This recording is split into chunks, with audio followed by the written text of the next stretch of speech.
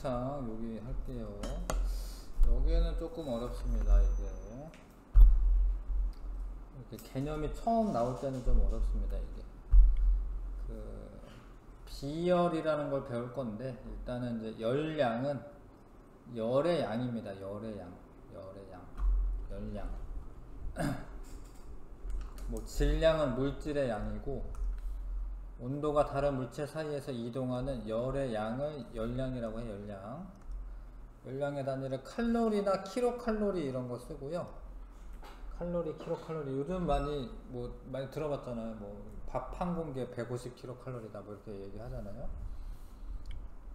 그럼 밥 한 공기가 그만큼의 열량을 낸다 뭐 이런 의미인데, 칼로리나 킬로칼로리 단위를 씁니다. 1킬로칼로리, 여기 써있는 1킬로칼로리는 1000칼로리예요. 1000칼로리 단위가. 근데 1킬로칼로리를 사람들이 이렇게 정의를 내린 거예요. 1킬로칼로리에 해당하는 열량은 물 1kg을 1도씨 높이는데 필요한 열량이다, 이렇게 정의를 내리는 거예요. 이게. 그러니까 내가 물을 1kg을 떠서 온도계 꽂고 가열을 하다 보면 온도가 뭐 22도씨였는데 23도씨로 이렇게 띡 올라갈 거 아닙니까? 그동안에 가해준 열의 양을 1kcal다 이렇게 하자라고 이렇게 정한 거예요. 그렇게 합시다 이렇게. 그래서 물 1kg, 물이 기준이고 물 1kg의 온도를 1도씨 높이는데 필요한 열량을 1kcal라고 하자, 이렇게 정한 겁니다. 그래서 요거는 1kcal가 어떤 뜻인지는 아셔야 됩니다. 어느 정도의 열량인지는 아셔야 되고,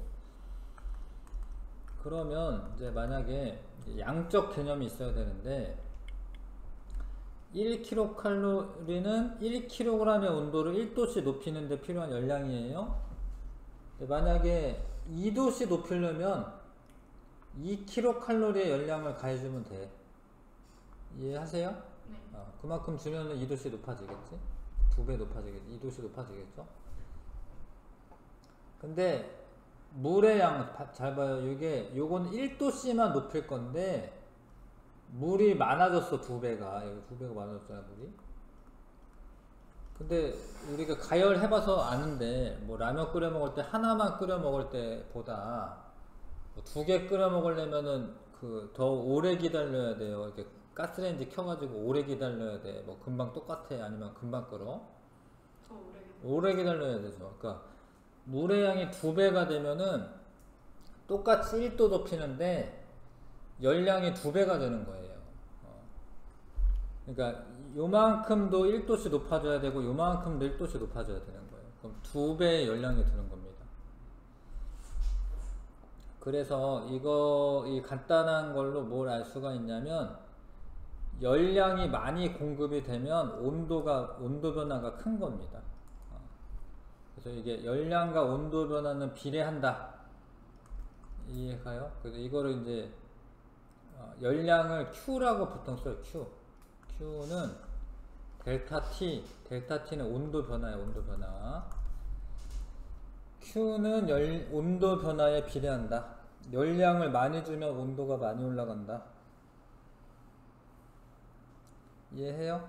네. 열량을 많이 주면 온도가 많이 올라갑니다. 근데 이 둘을 비교했을 때, 나랑 다를 비교했을 때, 나랑 다, 가랑 다, 여기 가랑 다로 써있네. 가랑 다로 하자. 나랑 다 해도 되는데, 가랑 다를 비교했을 때 온도 변화량은 똑같죠? 근데 질량이 크면은 열량을 어떻게 해줘야 돼? 크게 해줘요. 크게 해줘야 돼. 그러니까 똑같이 올리려면, 그쵸? 열량은 질량에는 비례합니다. 질량에는 비례한다. 그러니까 온도를 똑같이 올리려면 질량이 커지면 열량도 많이 줘야 되는 거예요. 이해가요? 네. 그런데 요렇게 나랑 다 비교하면은 질량이 2배가 됐더니, 얘는 온도 변화가 2도씨였는데 얘는 질량이 2배가 되니까 온도 변화가 1도씨밖에 안 돼요. 그래서 온도 변화랑 질량은 어떤 관계야? 반비례 관계가 되는 거예요. 자, 이거를 이제 한꺼번에 쓰면 열량은 질량에 비례해야 되고 온도 변화에도 비례하는데, 근데 이게 원래 비례라고 하는 거를 있잖아, 는으로 바꿔주려면 비례상수라고 하는 게 필요해요. 사실은 비례상수, 이거를 이게 Q는 이렇게 C라고 하는 비례상수를 우리가 구할 거야. 이렇게 비례상수를 이렇게 쓰면 되는데, 근데 이 C가 뭐냐면 C는 M 델타 T 분의 Q. 다 어려운데 지금. 비열이라고 하는 거를 이제 알려주려고 하는 건데요. 정의를 읽고 하자. 비열이란 어떤 물질 1kg의 온도를 1도씨 높이는데 필요한 열량이다. 다시, 어떤 물질 1kg의 온도를 1도씨 높이는데 필요한 열량이 비열인데요. 그게 무슨 뜻이냐면, 예를 들어서 비열이 1이다. 비열이 1이라고 써졌지? 그럼 그 뜻이 뭐냐면, 물이 비열이 1인데 1kg을 1도씨 높이는데 1kcal가 든다, 이런 뜻이에요. 근데 이거는 앞에 정의에서 1kcal라는 거를 물 1kg을 1도씨 높이는데 필요한 열량이라고 정했거든요.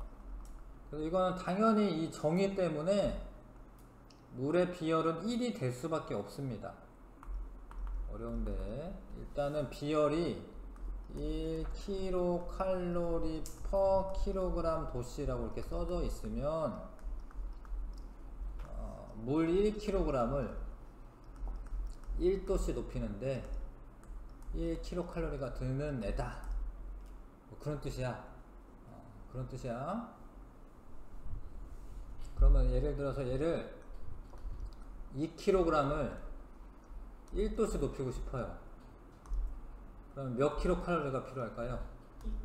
2kcal. 2kcal 필요한 거예요. 그쵸? 맞아요. 근데 얘를 만약에 2kg을 2도씨 높이고 싶어요. 그럼 몇 kcal가 필요할까요? 4kcal. 4kcal 필요합니다.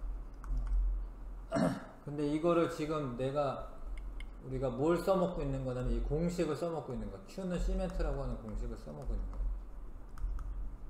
열량은, 여기 밑에도 있어요. 열량은 비열 곱하기 질량 곱하기 온도 변화. 열량은 비열이 1이야.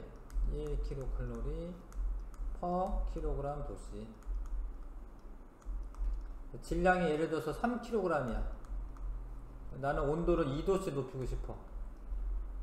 그럼 이렇게 kg 도씨 약분되고 6kcal가 필요하다.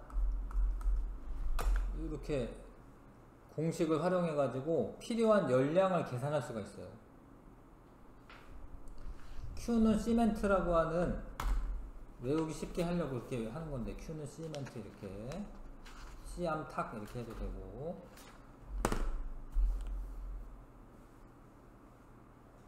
그래서 저 공식을 사실 외워야 됩니다. Q는 시멘트. 선생님 중학교 때도 외우라고 해서 외웠거든요. Q는 시멘트.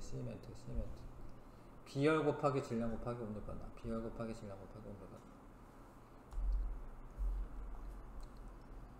자, 근데 물의 비열이 1인데 나머지는 사실 1이 안 돼요. 봐봐요. 1이 안 되죠. 그러니까 물의 비열이 제일 커요. 물의 비열이 제일 큽니다. 그것도 이제 상식적으로 아셔야 되고, 비열은 물질마다 틀리기 때문에 물질을 구별하는 특성이 되고, 비열이 클수록 온도를 높이는데 많은 열량이 필요하므로 온도가 잘 변하지 않는다. 그러니까 비열이 예를 들어서 0.1인 철이 있고 물이 1인데 얘는 1도씨 높일 때 1kcal가 필요한데 얘는 0.1만 있으면 되는 거예요. 0.1만.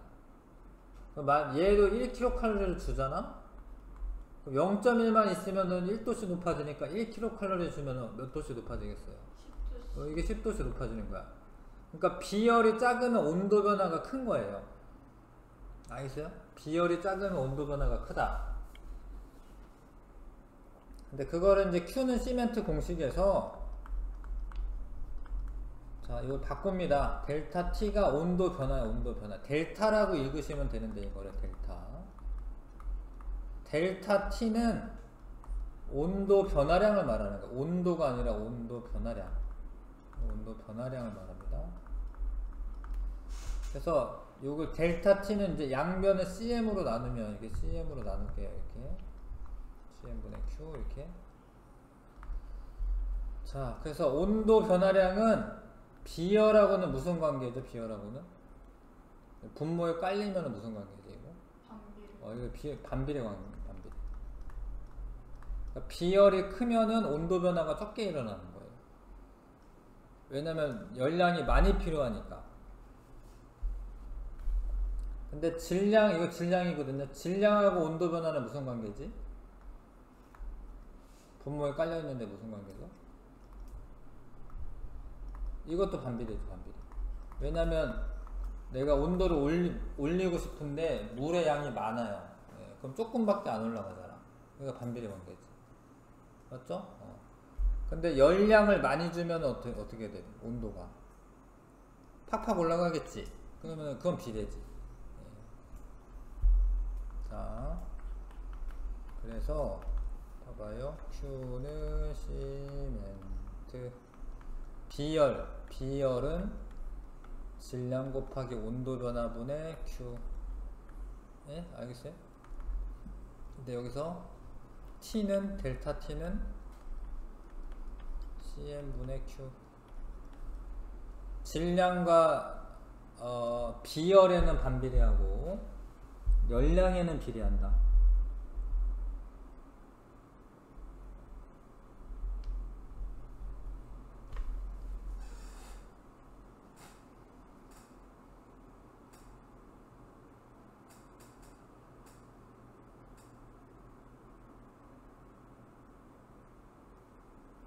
자, 그러면은 이제 납이 0.03밖에 안 되고 물은 1이에요. 그럼 온도 변화가 제일 빨리빨리 되는 애가 누굴까요?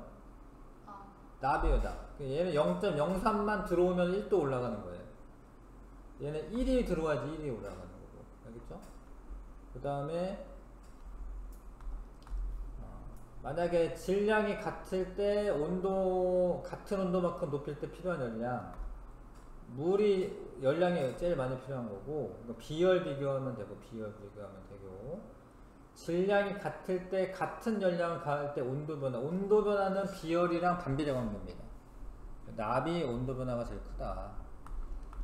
그래서 비열이 큰 물질을 활용한 예, 찜질팩 안에 비열이 큰 물이 비열이 제일 크거든요.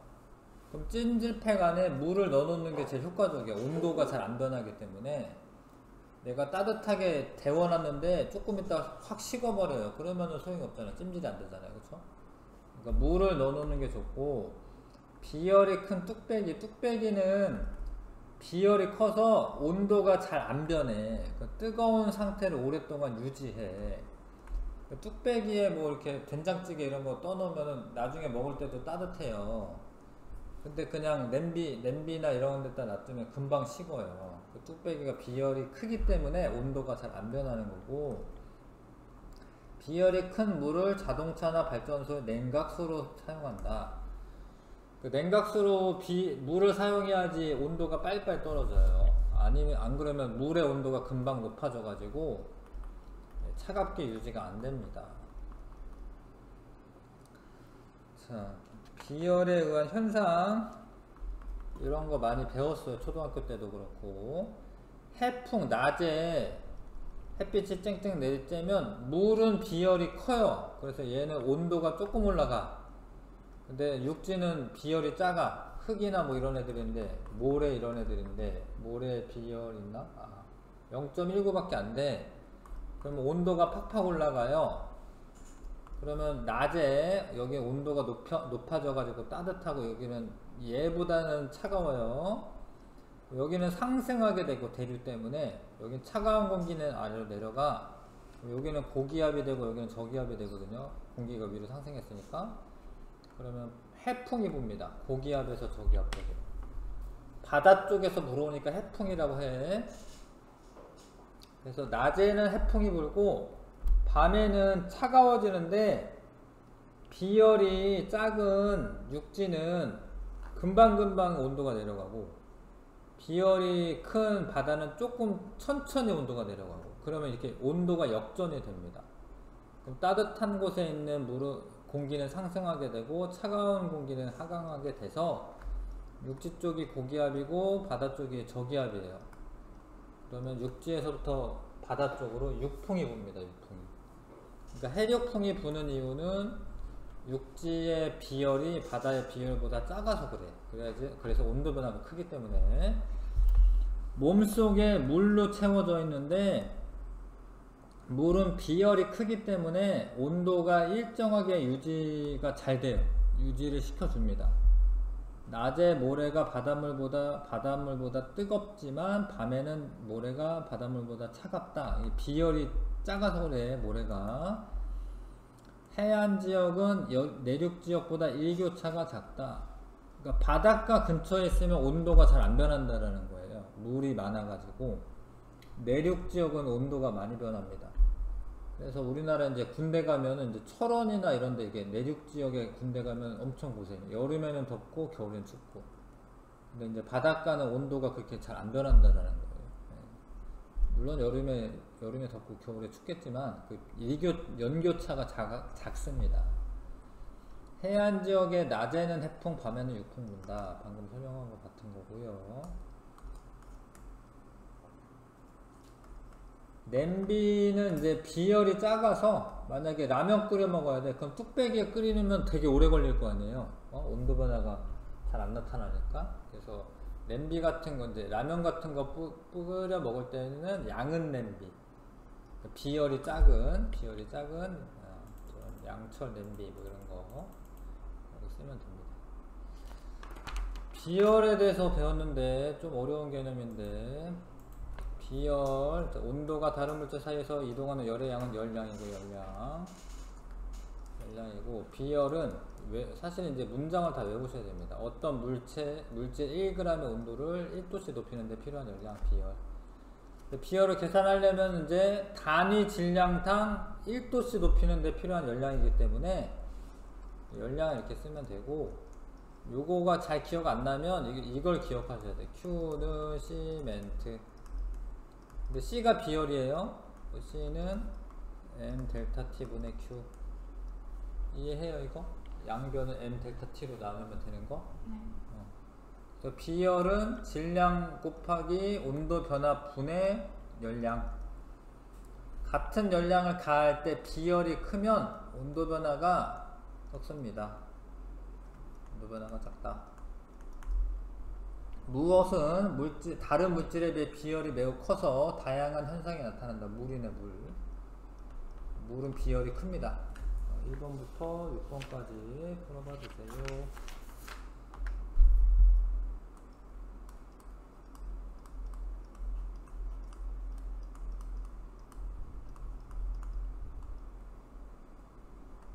하나만 틀렸는데 뭐 틀렸죠? 2번이요. 2번에 이거 말하는 거죠? 네. 가와 나가 물 10도cc씩 올라가는 동안에 가와 나 중 가한 열량이 큰 것을 구하시오.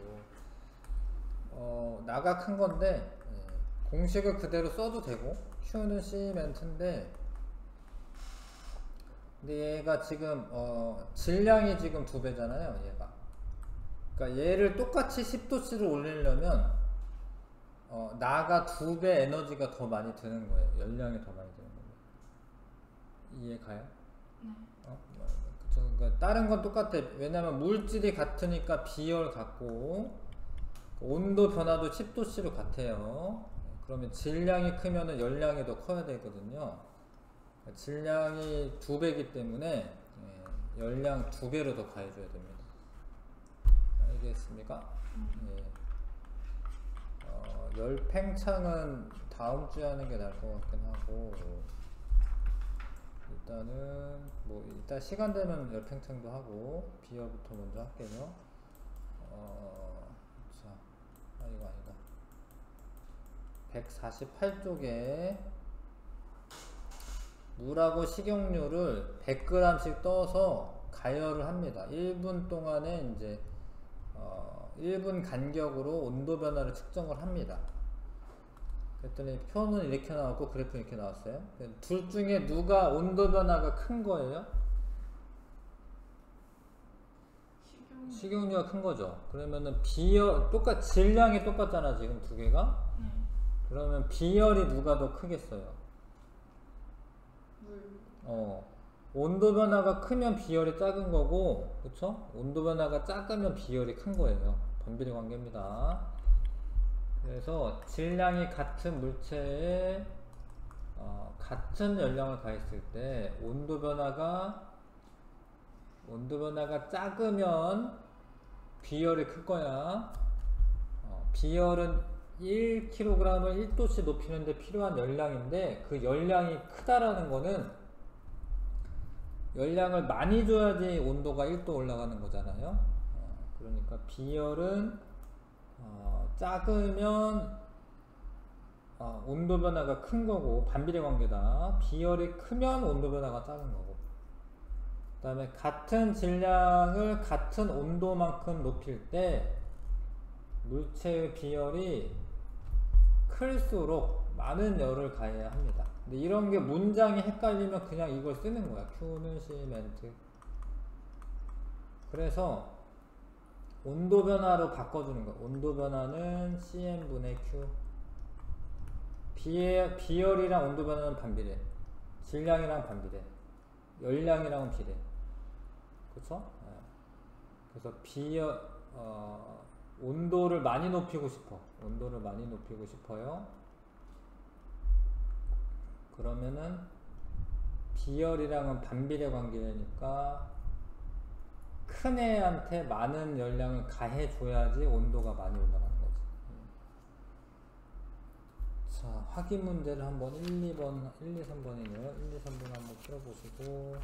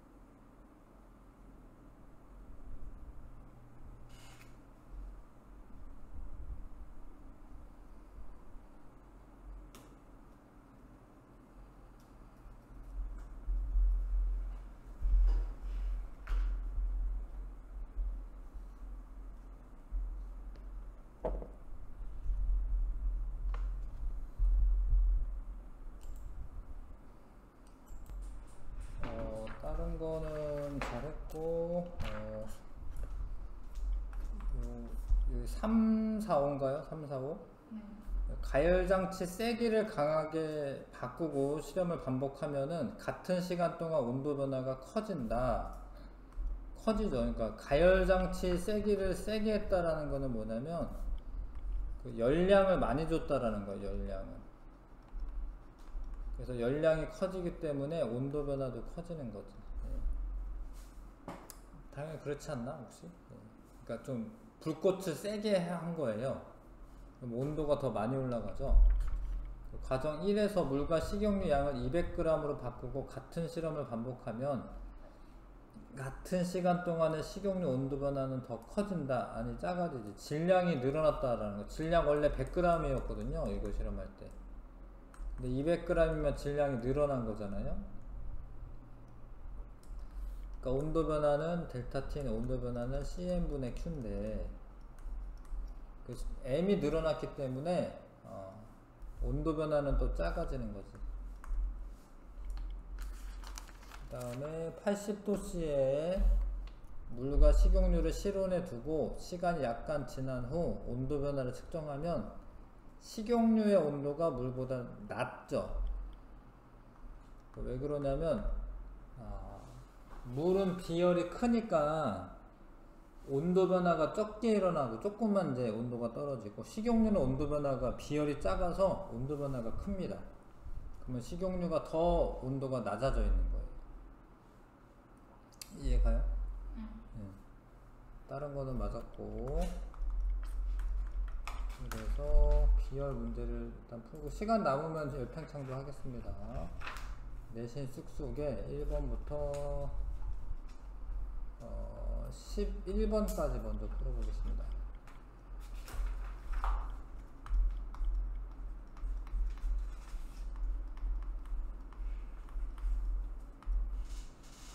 이 문제 푸는 건 숙제로 좀 하고 열팽창 할게요. 열팽창은 더 쉽습니다. 열팽창은 열받아서 팽창하는 거예요. 열받으면 입자 운동이 활발해집니다. 근데 고체 상태에서 입자 운동이 사실 제자리에서 진동 운동하거든요. 근데 그래도 진동 운동을 활발하게 하면 얘네들이 조금씩 사이가 멀어져요. 전체적으로는 부피가 이렇게 커집니다. 그래서 열받아서 열을 가하면 길이 또는 부피가 증가하는데, 원인이 뭐냐? 입자의 운동이 활발해져서 입자 사이의 거리가 멀어지기 때문에 부피나 아니면 이제 길이가 늘어나는 겁니다. 이해하실 것 같죠, 그쵸? 온도 변화가 클수록 열팽창 정도가 크다. 근데 이제 대체적으로 이제 고체보다 액체가 열팽창을 더 많이 해요. 액체보다 기체가 더 많이 하고. 근데 기체는 좀 특징이 뭐냐면, 액체나 고체는 열팽창 정도가 물질마다 달라요. 근데 기체가 되면은, 봐요. 기체가 되면 고체와 액체는 물질의 종류에 따라 열팽창 정도가 다르지만, 기체는 물질의 종류에 관계없이 압력이 일정할 때 일정량의 기체 부피는 온도가 높아짐에 따라 일정하게 증가한다. 이거를 샤를 법칙이라고 한다. 1학년 때 원래 배워요. 1학년 2학기 때 온도가 올라가면은 일정하게 기체의 부피가 증가합니다.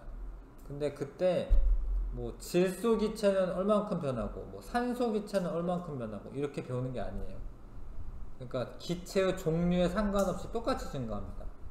근데 고체나 액체는 달라요. 고체나 액체는 입자들 간의 그 인력이 좀 달라가지고요. 물질의 종류에 따라 열팽창 정도가 달라요. 고체나 액체는. 근데 기체는 똑같다. 그거 아셔야 되고. 고체의 열팽창에서 열을 가하면 길이나 부피가 증가하는데, 요런 특징을 이용해 가지고 바이메탈이라고 하는 걸 만듭니다. 바이는 두 개라는 뜻이고 메탈은 이제 금속인데, 열팽창 정도가 다른 두 금속을 붙여 놓는 거예요. 자, 근데 하나는 열팽창이 크고 하나는 작아. 그러면 이제 가열을 하게 되면은 열팽창 정도가 작은 애는 조금 늘어나는데 열팽창 정도가 큰 애는 많이 늘어나요. 그래서 가열을 했을 때 열팽창 정도가 작은 쪽으로 휘어져요. 얘는 조금 늘어나고 얘는 많이 늘어나니까 열팽창 정도가 작은 쪽으로 휘어집니다. 이해 갑니까? 이거 문장을 외우셔야 되는데 원래 이렇게 똑같다가 가열을 해요. 그러면은 이 밑에 있는 애가 더 많이 늘어나고 얘는 조금 늘어나 이렇게. 그럼 위쪽으로 휩니다. 뭐 그런 걸 가지고 뭘 만드나 싶은데 이런 성질을 이용해서 전기다림이라던가 아니면은 여러 가지 만듭니다. 사실은 온도를 조절하는 장치에는 바이메탈이 대부분 들어갑니다. 자, 잘 봐요. 온도가 낮을 때는 여기 부분이 딱 연결이 돼. 그러면 스위치 작용을 하는 거예요. 이게 연결이 되면은 요 열선에서 열이 발생해. 그러면은 뜨거워져. 근데 뜨거워지다 보면 어떻게 되냐면 위쪽이 열팽창 정도가 더 작은 거거든요. 그럼 이게 위로 휘면서 떨어져요. 여기가 떨어지면 여기가 이렇게 떨어진 거니까 여기 전기가 안 통해 가지고 꺼져요. 이게 꺼져. 근데 꺼지면 온도가 다시 내려가겠죠? 온도가 내려가다 보면 붙어요. 그럼 또 작동해. 너무 뜨거우면 또 떨어지고 식으면 켜지고. 그러다 보면 이 온도가 일정하게 유지가 되는 거예요. 그 온도 조절 장치에 대부분의 바이메탈이 쓰입니다. 뭐 냉장고라던가 아니면 뭐 보일러 장치라던가 뭐 이런 거에 다 이 뭐 전기밥솥이라던가 뭐 이런데 바이메탈 쓰입니다. 온도에 따라서 붙었다 떨어졌다 하는 거예요. 화재 경보기에서는 평상시에 떨어져 있고 온도가 올라가면 붙어야 돼. 그래야지 따르릉 올리겠죠? 그러려면 여기에서는 아래쪽에 온도가 더 팽창하는 정도가 더 작아야 돼. 아래쪽이. 그래야지 가열됐을 때 팽창하는 정도가 작은 쪽으로 휘어서 연결되는 거예요. 그래서 요런 애도 화재 경보기에 쓰인다. 근데 가열할 때는 적게 팽창하는 쪽으로 휘는 게 맞는데 거꾸로 냉각을 할 때는 있잖아. 냉각을 할 때는 팽창을 많이 하는 애가 많이 수축을 해요. 그러니까 팽창을 많이 하는 애가 수축도 많이 해. 냉각할 때는 많이 수축하는 쪽으로 휘는 거야. 팽창하는 정도가 큰 애로 이제 휘는 건데. 자, 그래서 고체의 열팽창과 우리 생활. 철근 콘크리트라고 해서 고층 건물을 지을 때는 안에 철근이랑 거기를 감싸는 콘크리트를 같이 시공을 합니다. 근데 이게 건물이 만약에 여름이 됐어요. 그러면 이 철근이 늘어나겠지? 근데 콘크리트는 만약에 안 늘어난다 쳐. 그러면은 철근은 늘어나는데 콘크리트 안 늘어나면 콘크리트가 깨지는 거예요. 그래서 철근 콘크리트는 근데 다행히 안 나와있네요. 열팽창 정도가 비슷해요. 철근이랑 시멘트의 열팽창 정도가 비슷해. 그래서 철근 늘어날 때 시멘트도 늘어나니까 건물에 금이 잘 안 가고 높은 건물도 잘 서 있는 겁니다. 그 다음에 유리병을 금속 뚜껑으로 막아 놓는 게 많아. 이게 잼통 같은 거. 근데 이거를 냉장고에 넣어두면 이런 거예요. 그러니까 유리는 팽창을 좀 덜 하는데 이 금속은 팽창을 많이 해. 그럼 수축도 많이 하는 거거든. 그러면은 차가운 곳에 있으면 이 잼통 위에 부분이 이렇게 되는 거야. 이렇게 수축을 하는 거야, 수축. 그래서 이게 잘 안 열리는 거예요. 그래서 좀 바깥에 내놓은 다음에 여시던가 아니면은 뜨거운 물을 흘려주면 얘가 팽창해, 팽창, 뚜껑이. 그러면 약간 느슨해지는 거야, 느슨해지고. 그럼 쉽게 열립니다. 다리의 이음새 부분에 여기를 약간 띄어놔요, 일부러. 이런 것도 있고 철로도 있어. 철로를 약간 띄워 놓습니다. 미리. 그럼 그건 왜 그러냐면 여름철이 되면 팽창을 해 이렇게. 그럼 이 틈이 좁아지는데 만약에 틈이 너무 조금이다. 만약에 딱 붙여놨다 그러면 여름철 되면 이렇게 철로가 휘어요. 다리도 그렇고. 그래서 철로나 다리의 이음새 부분에 틈을 만들어 여름에 팽창하여 휘는 것을 막는다.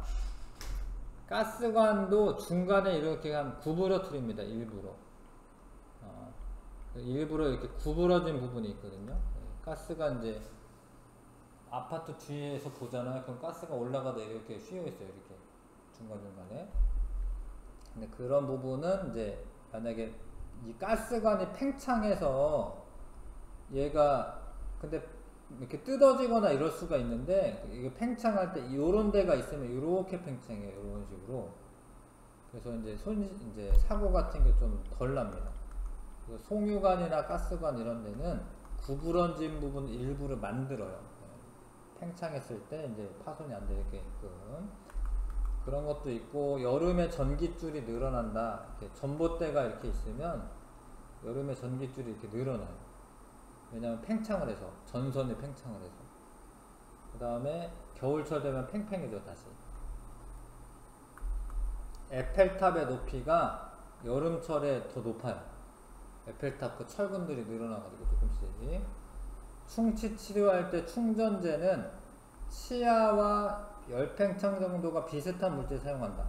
충치가 났어 이렇게. 그 안에다가 뭘 찌워놔야 돼. 근데 만약에 이 열팽창이 다르잖아요. 그럼 내가 찬 거 먹으면은 이빨 수축하고 뜨거운 거 먹으면 이빨 팽창하거든요. 이빨 팽창하는데 얘가 안 늘어나면 이거 뚝 빠지는 거예요. 그러니까 충전재는 열팽창 정도가 치아랑 비슷한 거를 끼워 넣어야지 얘가 팽창할 때 얘도 같이 팽창하는 겁니다. 포개진 그릇 빠지지 않을 때 안쪽 그릇에 차가운 물을 바깥쪽 그릇에 뜨거운 물을 넣는다. 그릇을 포개서 잘 안 빠져. 그럼 안쪽은 수축하고 뒤에는 팽창해야 되거든요. 바깥쪽은 따뜻한 물에 안쪽은 차가운 물에 넣으면 얘는 수축하고 얘는 팽창하니까 잘 빠진다. 이해할 것 같죠? 그 다음에 액체도 열팽창하는데 온도계가 액체의 열팽창을 이용한 도구야. 이 안에 액체샘이 있는데 뜨거워지면 얘가 부피가 팽창하는데 올라갈 때가 위에밖에 없어요. 부피가 팽창할 때가. 그래서 위로 올라가면은 부피가 팽창해서 그런 거고, 차가워지면 얘 온도계 눈금이 내려가는데 이게 부피가 수축하면서 내려가는 겁니다. 그래서 열팽창 정도가 크고 온도 변화에 따른 부피 변화가 일정한 애가 알코올이나 수은이야. 그래서 이 빨간색 있는 애는 알코올 온도계고, 수은 온도계가 수은은 좀 이제 흰색이죠. 수은 온도계 이런 걸 사용하게 됩니다. 그 다음에 음료수병에 음료수를 가득 채우지 않아요. 그러니까 음료수가 이렇게 있으면 여기 요만큼만 이렇게 남겨놔. 왜 그러냐면 나중에 팽창하면서 병이 터질 수도 있기 때문에 꽉 채워놓지 않습니다. 그래서 열팽창 때문에 음료수를 조금만 채워 넣는다. 이거는 이제 뭐냐면 원래 만약에 잘 안 빠지는 애야. 그러면은 이 고리를 가열하잖아요. 그럼 얘가 늘어나 가지고 잘 통과를 해요.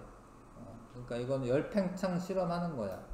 만약에 금속 고리를 가열하면은 고리 구멍이 커져서 금속구가 통과하고, 구를 냉각을 시키면 수축을 하니까 그럼 얘가 또 작은 고리를 통과할 수 있습니다. 이거는 열팽창 정도 실험하는 거고요. 열팽창에 대한 실험 도구고, 이렇게 열팽창 물질을 열을 가할 때 물질의 길이 또는 부피가 증가하는, 팽창이라고 써야 되나요? 팽창하는 현상. 팽창 또는 증가라고 쓰면 될 것 같은데. 책에 증가라고 써있네. 증가 써도 되네요. 증가하는 현상. 열팽창의 원인, 열에 의해 입자 운동이 활발해지면서 입자 사이의 거리가 멀어지기 때문이다.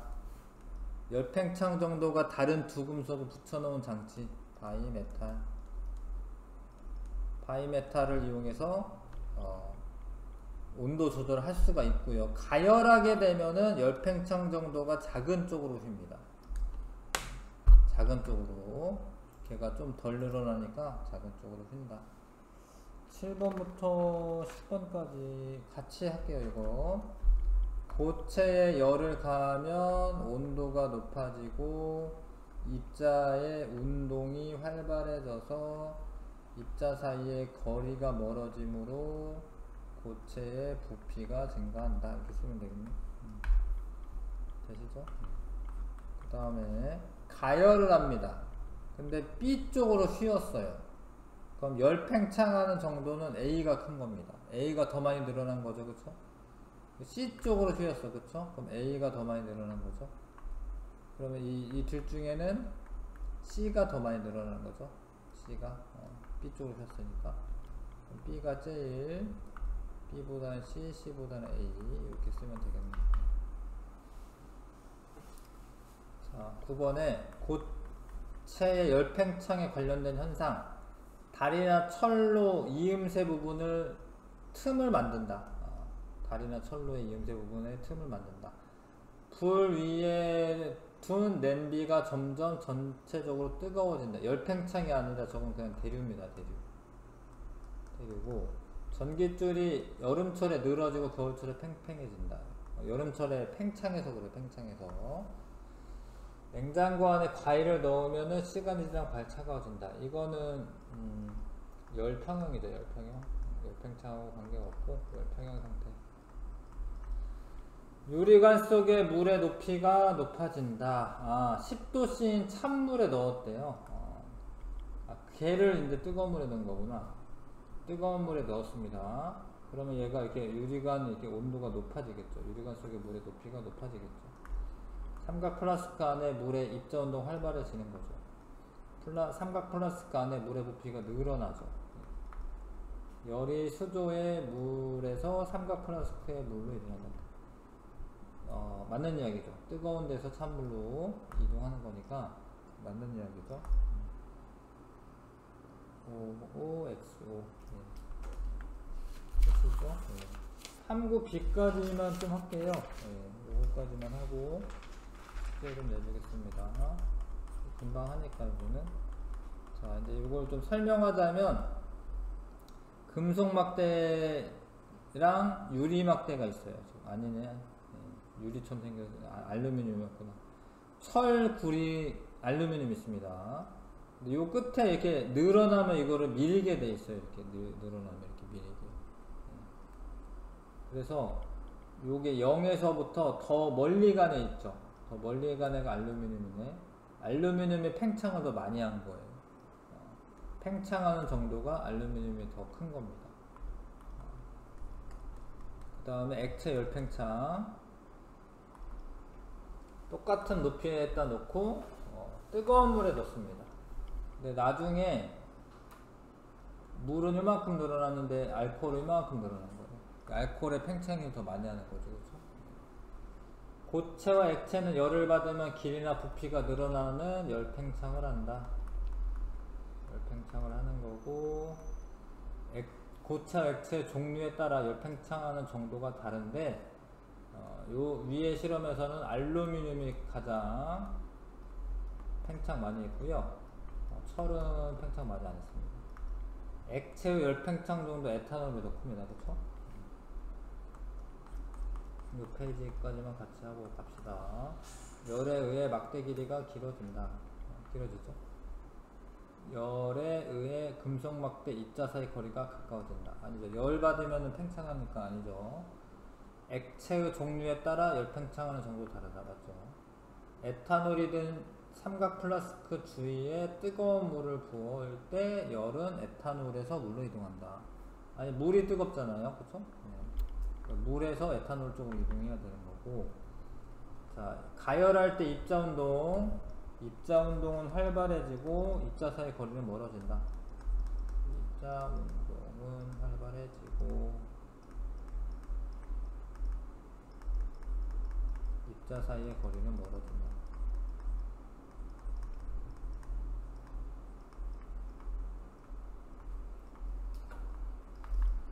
이렇게 하시면 되지요. 숙제는 내신 쑥쑥에 1번부터 151쪽부터 153쪽까지만 할게요. 151에서 153. 숙제. 자, 수고했습니다.